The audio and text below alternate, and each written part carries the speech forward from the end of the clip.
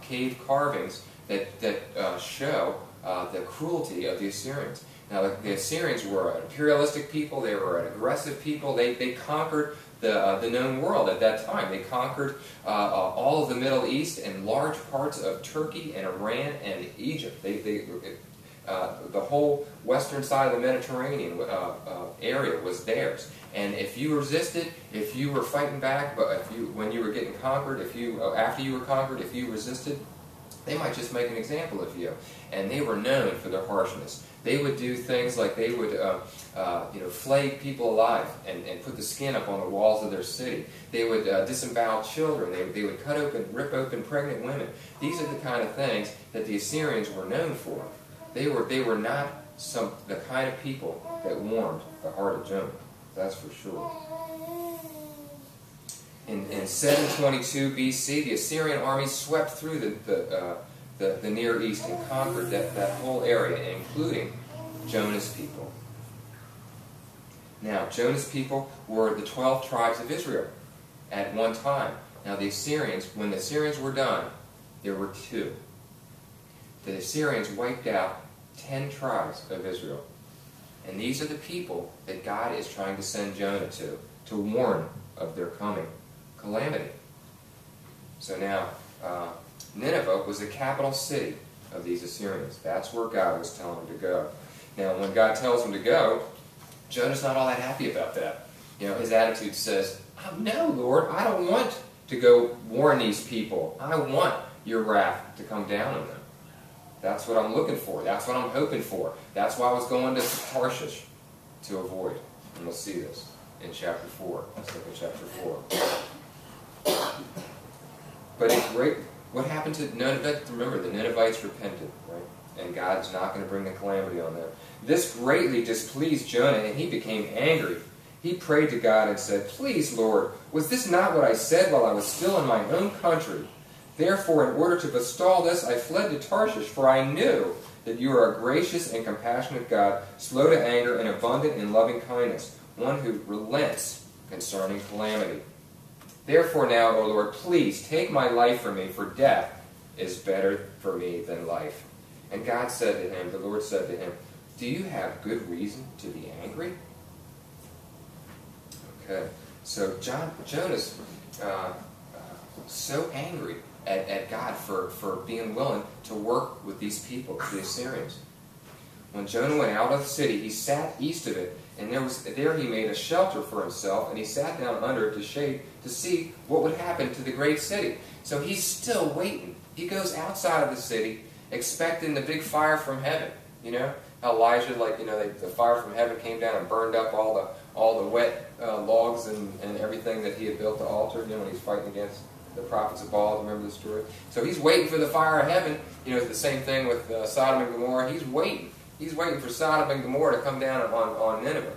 God told him it wasn't going to happen, but he's still out there. He's still waiting for it. He set himself up a little shelter outside of town, and he's checking it out. He's going to wait. See, he's outside of town so that he's not going to get toasted too. He's supposed to be in there warning them, but he comes out and he warns them. They repent. He can't believe it. He comes out. He goes, God's going to toast him anyway. I'm just going to stay like television and watch it, right? I'm going to sit here. Okay, so he's out there watching, and God appointed a plant, and it grew up over Jonah to be shade over his head and to deliver him from this discomfort. And Jonah was extremely happy about this plant. But God appointed a worm when dawn came, and the next day, and it attacked the plant and it withered. So this worm ate his umbrella, basically. It ate his umbrella and killed it, right? Okay. When the sun came up, and God appointed a scorching east wind, and the sun beat down on Jonah's head, so that he became faint, and begged with all his soul to die, saying, "Death is better for me than life." Then God said to Jonah, "Do you have a good reason to be angry about the plant?" And he said, "I have good reason to be angry, even to death." Then the Lord said, "You had compassion on the plant, for which you did not work, and for which you did not cause to grow, which came up overnight and perished overnight. Should I not have compassion on Nineveh, the great city in which there are more than 120,000 persons who do not know the difference between their right and left hand, as well as many animals?" Now,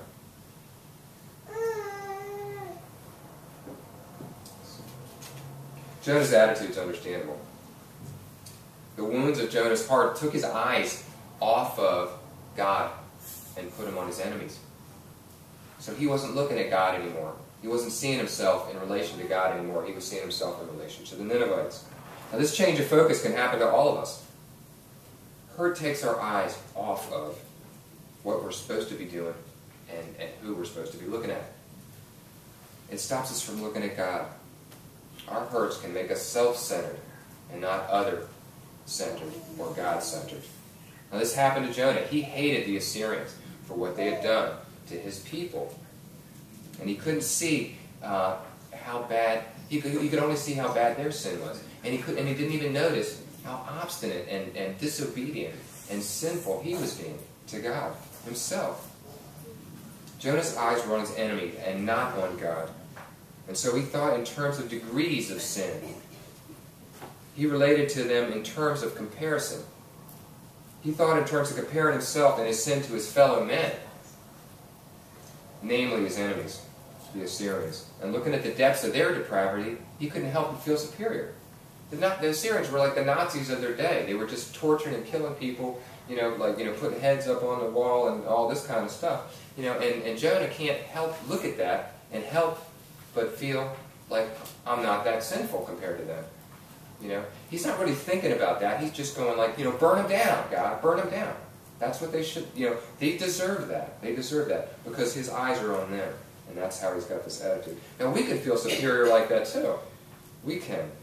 Looking at Jonah and the mistakes that he makes, don't you kind of go in your heart, poor stupid Jonah. Jonah. You're a prophet of God. If I was a prophet of God, I wouldn't be making those kind of stupid mistakes. I just wouldn't. I had it together because prophet of God, God's on my side. We're just like that. And so I'm not going to be falling down like that. Do you get like that? Anytime I look at some kind of bad character in the Bible, I just find myself, and without thinking about it, I'm just finding myself going, shouldn't be doing that, I'm just like that, and I think we're all like that to a certain degree. At work, at home, since we were real little, brothers and sisters, friends, enemies, we're just comparing ourselves to other people. We're kind of competing. We're kind of seeing where we're at, and we're trying to find our place in this world. But the thing is, we want to find more than our place in this world. We want to find our place in the next one, right? So we've got to look at the world differently than everybody else, than everybody around us. We don't want to be comparing ourselves to the people next to us, because there's two problems with that. When we do that, we do two bad things. One thing is that we compete against our brothers and sisters instead of coming beside them to help them do what they need to do and for them to help us do what we need to do and getting right with God. We're not loving our brother if we're competing with them. If we're fighting against them. And the other is that we're missing the mark. The other thing that we miss is that we miss the mark. And what's that mark? We'll see that in a minute. Now our second story is a story that's different in many ways, but it's very similar to the story of Jonah. Now the year is 1748, and there's a trading ship departing from the island off the west coast of Africa, heading to England. Aboard is a young man named John. Now John had a hard life. He grew up after his mom died in a boarding school where he was mistreated and beaten and treated poorly. And then he grew up to be a man who was lazy, self-centered, and belligerent. Still, God had his hand on him. He loved him and took care of him. Many times his rebellious spirit, his hard drinking, and his lifestyle and just attitude for mischievous behavior got him in trouble. It got him in trouble to brought him close to death. And many times God saved him from death. And another died in his place. Time after time, right when he was supposed to go someplace, when he was standing in a place and got called out of the place and somebody else took that place, that person died. It happened a number of times. God's hand was on John. And they offered many opportunities to live, to succeed, he squandered them all. His father was helping him as much as he can. He had friends of his father helping him, and he just kept blowing it. He kept running away or doing something and blowing it. He squandered all these things. And finally, pressed by circumstances and agents of his own government, he was forced to become a common sailor in the king's navy. Now, he was a common sailor in the Navy for a while. He was on some ships, and then one day he found out that his ship was leaving on a trip for 5 years.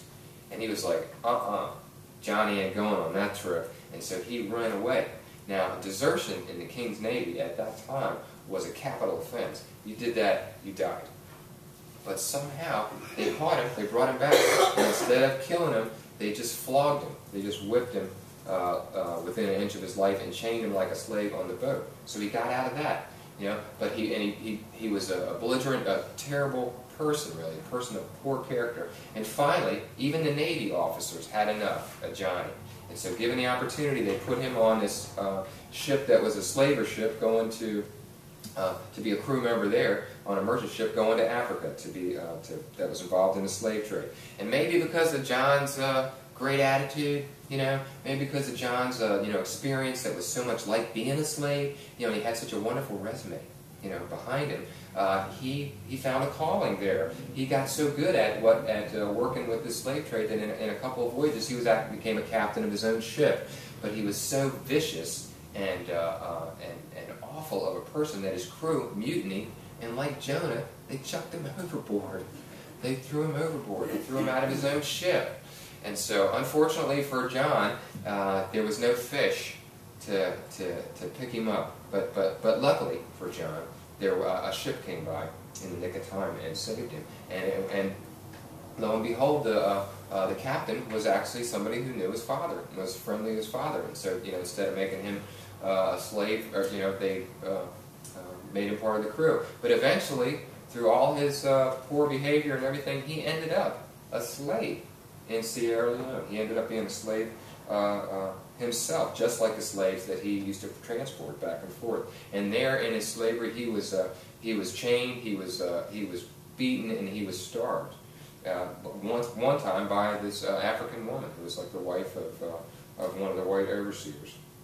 He was really at the lowest point in his life.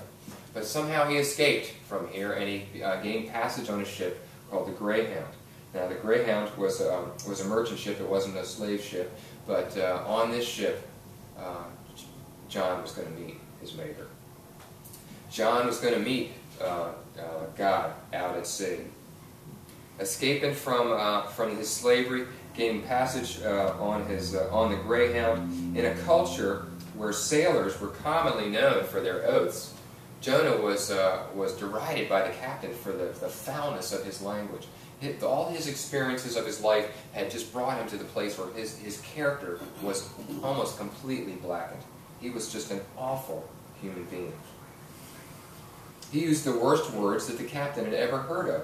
He used to make up songs, filthy songs about the captain, and make fun about the captain, and shirk his work. He was lazy and troublesome to everybody in the ship. Now, in March 1748, while the ship was in the North Atlantic, a violent storm came up that swept overboard a crew member that had been standing where John had been standing a little bit before. Yet another time that John survived. On this voyage, John was going to meet God. The voyage was doomed. A violent storm in the middle of the night tore half of the ship's rigging away. It tore most of the sails away, most of the members of the crew away, and nearly all of their provisions. Some fish that they had caught for fun ended up feeding them. That was only enough to feed the dozen of them that were left for a week. But it ended up having to last them for a month. For 4 weeks. For 4 weeks they labored at the pumps like day and night. So this little bit of food they had to try to survive by pumping to keep this ship afloat. All their bedding, all their clothing, they had to stuff in the cracks of the boat because it was so damaged it was going down the whole time. So they were trying to keep it afloat the whole time while they were trying to find their way back to England or to Ireland, some place where land was. Now during this time, people lost hope. One guy actually died from the trouble, from the exposure, from the work and the starvation of what he was going through. But during this time, people were getting pretty pretty hopeless. They were getting pretty angry, pretty bitter, and the captain looked at John and he just thought, this guy's a Jonah. Now Jonah, by the time of the 1700s in England in the Navy, was a person that people thought of that had displeased God and had brought bad luck to the ship. He brought calamity to the ship. And the captain was thinking about this guy John in that way.